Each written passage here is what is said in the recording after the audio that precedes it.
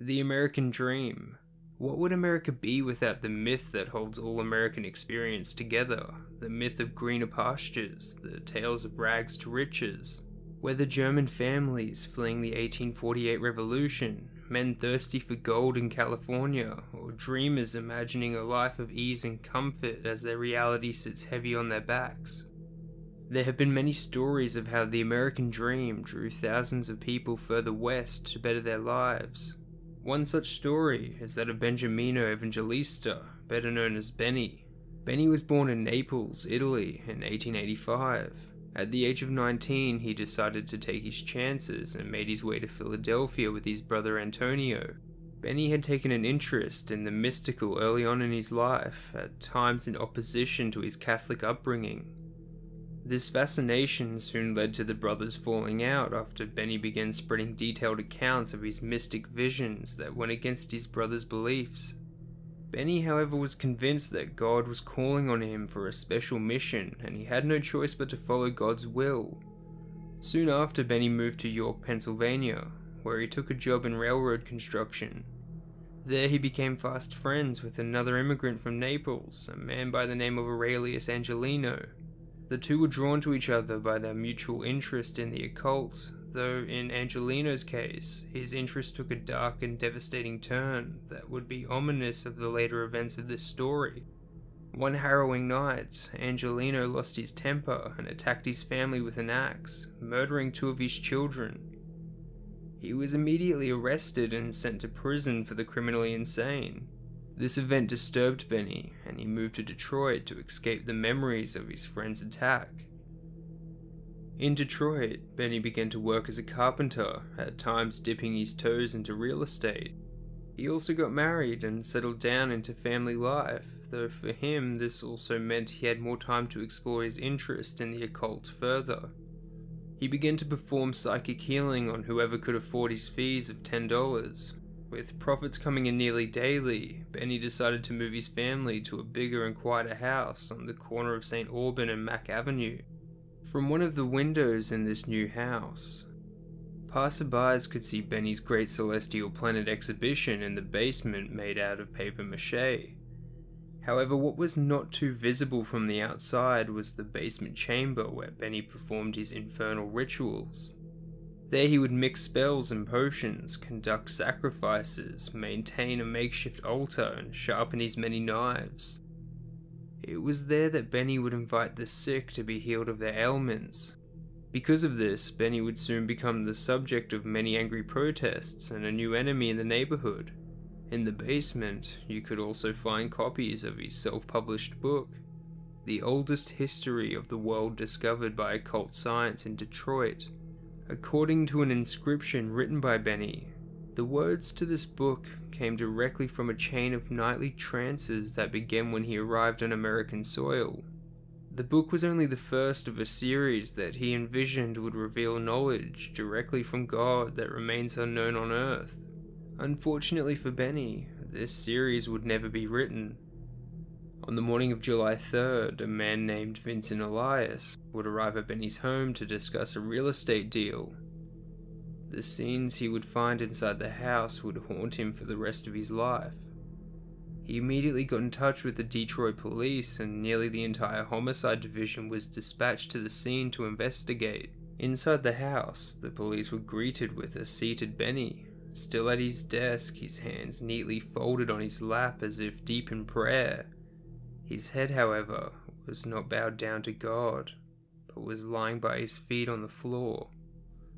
Benny's head was surrounded by 3 large framed photographs of a child in a coffin. The police later identified the child to be a photograph of Benjamino's son, who had passed away several years before the attack.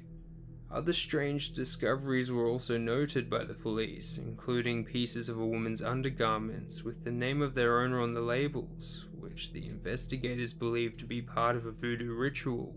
Upstairs, the police found the body of Santina, Benny's wife, and their children, Angeline, aged 8, Matilda, aged 5, Jay, aged 3, and even 18-month-old Mario.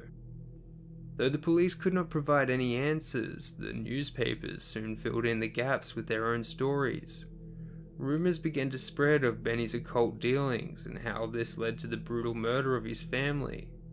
The police could hardly argue. They had not done a very good job in protecting the crime scene from contamination by reporters, neighbors, and any other random curious folk. The only piece of evidence they could collect was a bloody fingerprint off the front doorknob. It also didn't help that the neighborhood was made up of recently immigrated Italian and Sicilian immigrants who were not too keen on talking to the authorities, and not one was willing to give an official statement. Though Benny's records listed hundreds of visitors to his home for his healing services, even with their name written clearly in ink before them, not one individual would admit to knowing Benny or his family. No official arrest has been made, though over the years the police did pursue 3 different theories. The first of these theories accused the criminal group the Black Hand to be responsible for the murder. The Black Hand, thought to be the original mafia, is thought to hail from southern Italy.